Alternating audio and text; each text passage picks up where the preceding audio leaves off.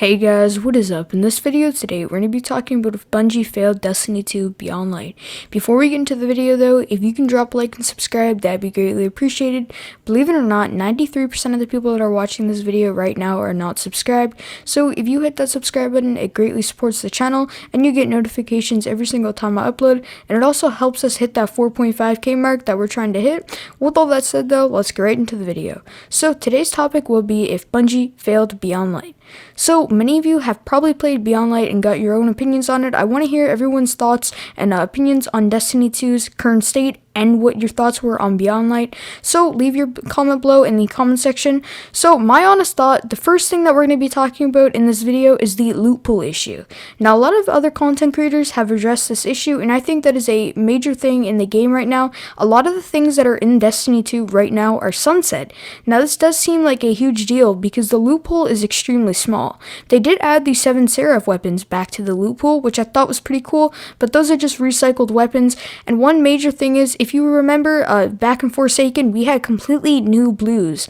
Now, they pretty much just revamped the light level of the Forsaken blues so that they drop at a higher light level, so they didn't really give us any new weapons in the game when this new DLC came out, which is a little disappointing, don't get me wrong. I like that they added more things to the loot pool, but it would be nice for, a whole different type of weapon. We did get, the Season of Arrivals weapon added to the loot pool, but those are weapons that we just had from previous seasons that aren't the best, so that's why I really think that Bungie needs to focus more on the loot pool issue.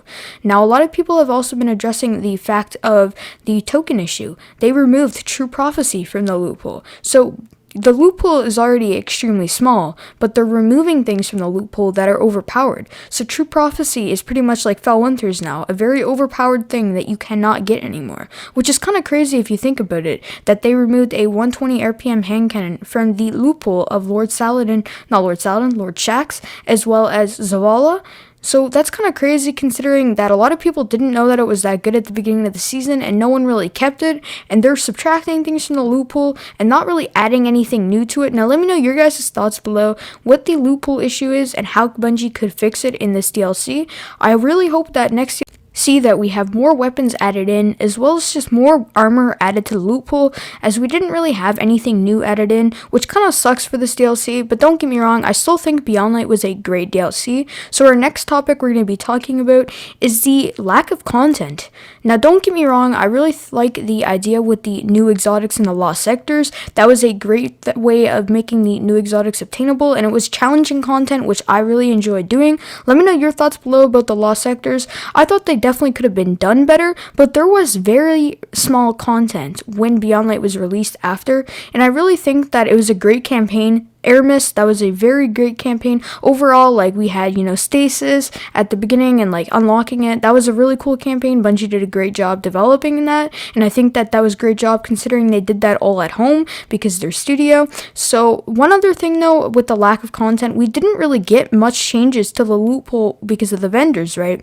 We didn't have any new vendors added in besides Sean Han, and Sean Han doesn't really give us anything good. You can't even turn tokens into him, which is kind of sad that you can only get bounties, and those are done on the Cosmodrome, and there wasn't very much done on the Cosmodrome, and I really think that they could have made a exotic quest done on the Cosmodrome, which really sucks. The new location didn't really have much to do on it. They did bring it back from Destiny 1, which I thought was really cool. They did a great job bringing it back, but they didn't really give us much of the Cosmodrome. Not the whole thing was brought back, but I do get that it's a very big file to put into the game, as bringing the whole entire Cosmodrome from Destiny 1 to Destiny 2 would be hard, but I really think they need to put a little more effort just into the planets. But I honestly think Beyond Light was a great DLC. It revived Destiny for a bit of a time. I don't think Destiny is a dead game. I did have a couple of comments asking me if Destiny is dead. No, I don't think the game's dead. I just think that there is a bit of a lack of content. The game is in a great state, but it could be a lot better the way it is. My honest thought is that is pretty much the lack of content. I think that more people would be playing the game if there's more things to do. I honestly like to play a little bit of PvE. I really like the Deepstone Crypt raid and trials, so I pretty much do my weekly Deepstone Crypt run as well as doing trials, as you can see in the gameplay. Now, we'll talk about the Deepstone Crypt right now. This is going to be the last section of the video.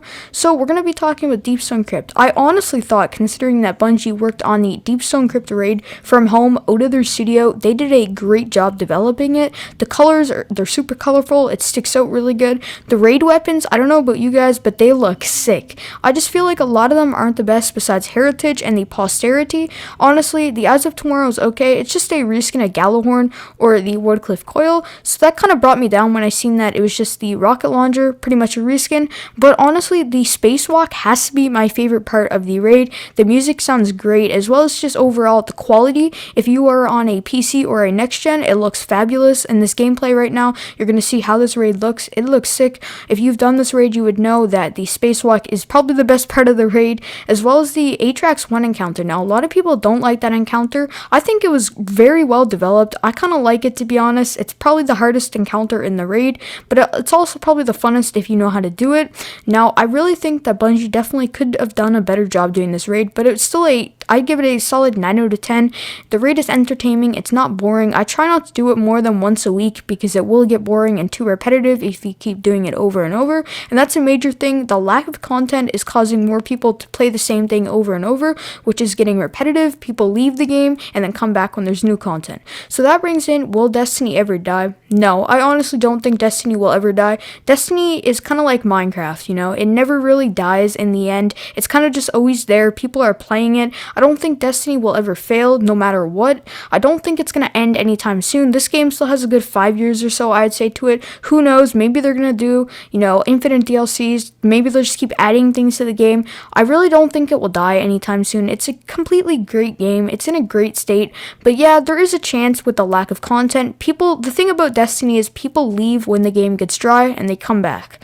Now that brings in, if you remember Season of the Worthy, a lot of people stopped playing because there was literally no content in that season. And then when the next season came out, Season of Arrivals, a lot of people came back and started playing again. And that was the thing with the end event. A lot of people that didn't log in the whole thing during the Season of Arrivals, they came to see the end event for Beyond Light. Destiny is kind of like a game that will never die. And honestly, I think it's in a great state. It could be obviously way better than what it is right now.